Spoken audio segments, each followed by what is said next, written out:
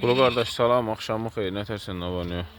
Kardeş saat dedim 50 baş heyvan balalı şişeler bax bunlardır. Elə satılır. İsteyen olsa buyur səndən əlaqə saxlayıb gəlib ala bilər. 50 başdır kardeş, 50 baş. Birinci, ikinci, üçüncü qarnı heyvanlardır. Balalar da böyle maşallah 5-6 tane körpəsi var, yerdə qalanlar hamısı iridir. Maşallah koyunlardır.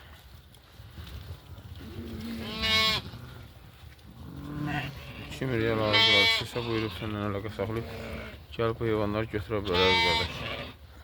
Hamısı super heyvanlardır. Birinci, ikinci, üçüncü qarnı.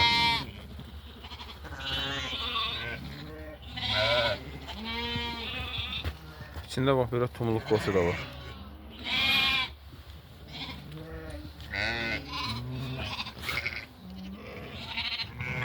Yəni bu quzular da hamısı bu qoçların balalarıdır.